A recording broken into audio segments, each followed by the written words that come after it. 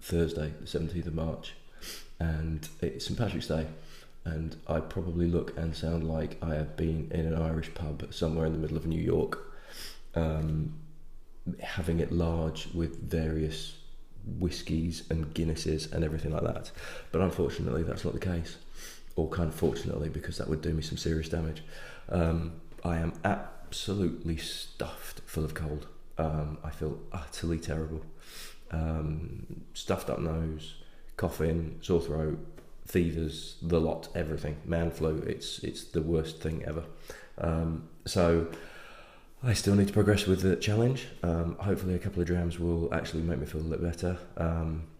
With it being Paddy's Day, which I was going through Tobias's 6 that he sent through, and not being Irish or American or a student, I had completely forgotten that it was Paddy's Day today, St Patrick's Day. So I've going to cut into Tobias's drams, and I'm going to do 2 Irishes tonight, just so that hopefully I can either have a night off tomorrow, or if I do perk up, I can go back to Tobias's and give myself a little bit of a head start. Because the first one I'm going to do, I didn't do a dram last night. I'd given myself a head start. I was bad last night, and I thought I was actually on the worst bit, and thought I would feel better tonight and be able to just crack on with it. But no, apparently I've got even worse.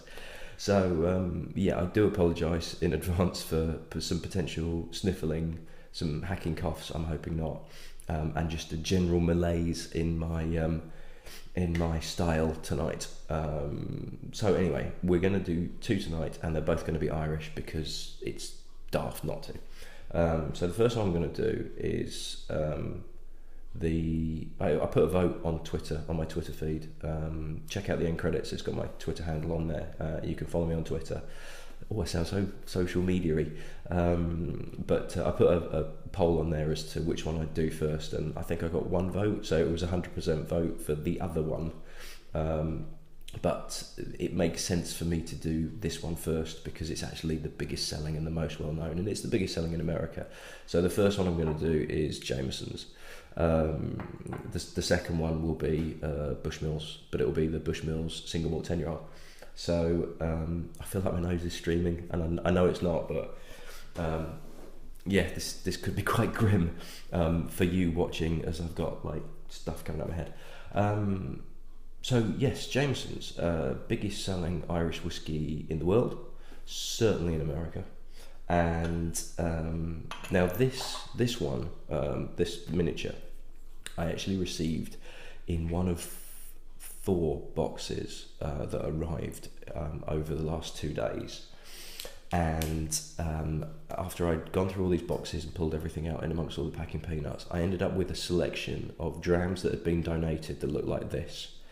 37 drams, along with another 7 which the person who donated had actually suggested that I auction, as they are pretty rare and old single grain whiskies, quite hard to get hold of.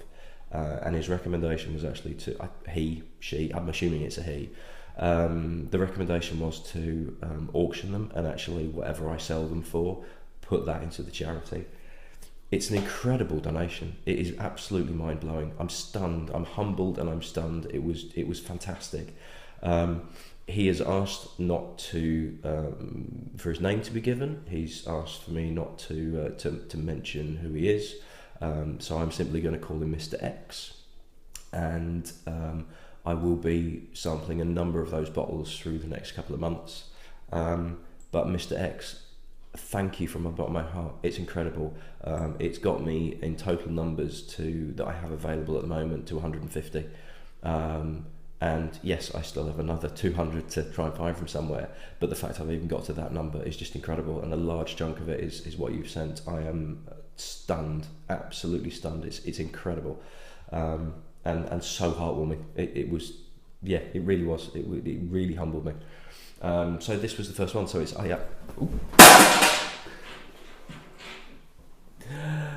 this is the day that I'm having, but fortunately, it's in one piece. Oh, it's going to be one of those nights. Yes, I know, mate. Yeah, I better get it open and poured before I smash the thing on the floor. It's funny actually. It was the other day I was thinking one of these days I'm going to drop it and it's going to smash on the floor and it will probably be a really really rare one. I was actually saying it's actually good timing for him to have sent that for me to be able to talk about him and his donation along with being able to do this for St Patrick's Day. So Jameson's. Jameson's named after a gentleman called John Jameson, who was a lawyer from Alloa, and in 1778 I think it was, he married a woman called Margaret Stein. 1784. He married a woman called Margaret Stein, whose uncle owned a distillery on Bow Street in Dublin, and this is where Dublin is in relation to the rest of Ireland. Now, upon marrying Margaret, he became manager of the Bow Street distillery and ended up putting his name to the whiskey, which so he took it over in 1786, but on the Jameson's label you'll actually see it talks about 1780 because that was when the original distillery was set up, the Bow Street distillery. So by the turn of the century, so basically 1800, it was already the second biggest whiskey seller in the world. And by 1805 it was the world's biggest selling whiskey. At this time, Irish whiskey was a huge market, absolutely enormous, and basically they could do no wrong. They were selling it left, right, and centre. Over in America, it was doing an absolute bomb. Then there was the temperance movement in Ireland, where essentially it was a case of, you can't enjoy yourself, you can't imbibe alcohol, all of this lot. There was also the Irish War of Independence, which meant that the English essentially scuppered all of their ability to sell to the Commonwealth, because the English were, well, if you want to sell Irish whiskey to all the countries in the British Empire, you've got another thing coming, matey, you can piss off. So that knocked them back, and then Prohibition in America. So literally over a century, everything was coming at them to make it really difficult to sell their whiskey. So in the early to mid 1900s, Irish whiskey was actually on its arse. Loads of distilleries had closed down from what was a massive market in the world. There was about 4 or 5 distilleries left over, loads were closing. Only one of them had actually had the foresight to store whiskey with the view that Prohibition will end, and we'll come to that in the next one. So in 1966, Jameson's distillery merged with Cork Distillery and John Powers to form a company called Irish Distillers, and at one point they owned all of the Irish distilleries in Ireland. They were as a company, as a group, as a conglomerate, the owners of all the Irish whiskey producers in Ireland. They actually moved from Bow Street Distillery in 1976 and went to the Middleton Distillery in Cork, which is here. Pernod Ricard bought them in 1988, and as far as I'm aware, they are still the owners now. If they got rid of them, they've been a bit stupid because it's such a massive seller. As I say, it's fairly certain it's the world's biggest, certainly in America. Jameson's is bloody everywhere. And I think it's something like America accounts for 80% of all their sales. Might be less than that. It might be 20, it might be the other way around. I don't know, my head's an absolute mess. But anyway, America is their biggest market, because that's where all the Irish are. Because if you look at pictures of America right now, everybody's Irish, even if they're not Irish. I'm going to try and nose this. As you can probably tell, I'm not going to be able to do a very good job of this, but I'm going to give it a go anyway. Although, it has really cleared out my nose. This is a combination of grain whiskey, single malt whiskey, and what's called pot still whiskey, and this is quite particular to Irish whiskies in general. Or they use this quite often in their whiskies, where essentially they add unmalted barley into the mash that's got the malted barley in it. It's called green malt, and essentially this unmalted barley that they kind of throw into the mix gives it and I've always associated it with kind of blackcurrant. It gives it a really kind of sharp juiciness. And it's quite indicative of Irish, the pot still whiskies particularly. And if I can ever get my hands on Redbreast, that's the one that to me, more than anything else, is like really, really concentrated blackcurrants. And it's quite a large element of this pot still green malt unmalted barley that they use. I'm on 10 minutes already, so I'm going to have to speed up because I need to do my other whiskey and then I need to go to bed to die. But I also need to edit and upload this, so I've got to crack on. So it has cleared my nose out. I am getting quite a painty vibe to it, but honestly I think that's me. I really do think that's me. I don't really know why I'm bothering. Not generally, but I don't know why I'm bothering too hard to try and nose it and try and give you an indication. There is a nice sweetness to the... It's really cutting through all the gunk that's in my head. It's not an unpleasant smell, but there is this... it's not really petrol-y, but it's kind of a sharp paintiness to it. But it's not massively unpleasant.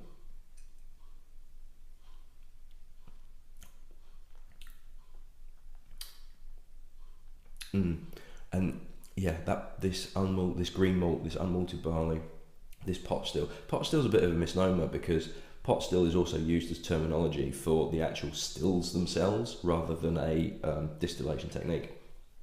But there is this tanginess to this particular whiskey. There's a nice sweetness to it as well. It's very well balanced. There's not a huge amount on the finish. It's got a little bit of sharpness, which is why it mixes very well with cocktails.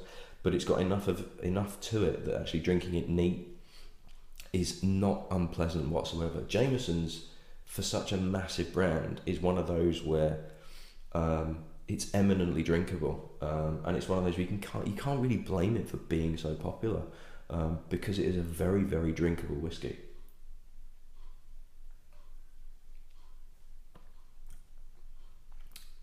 Yeah, it's got a really nice, and again, it's this black currant juiciness to it, kind of like concentrated Ribena.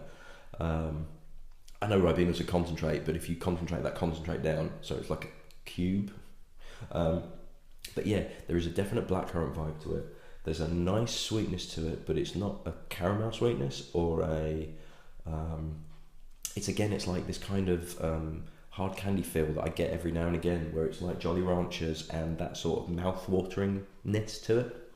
It's very pleasant. It's certainly helping with my nose and the back of my throat, which isn't sore, it just feels very thick. But there are definitely worse ways to celebrate St. Patrick's Day than having one of those. Very pleasant. I cannot blame it for being the biggest selling Irish in the world. It's not the best Irish in the world in my personal view, but that is going to satisfy a lot of drinkers. It's going to fill all of their needs, and it's probably going to sell an absolute bomb today. So yes, I will finish now, rinse everything out, crack on with the next one, and we'll get going to it. But I actually feel a little bit better already, so maybe I should have had one last night. Right, we'll crack on. I'll try not to drop the next one as well. Cheers. Bye.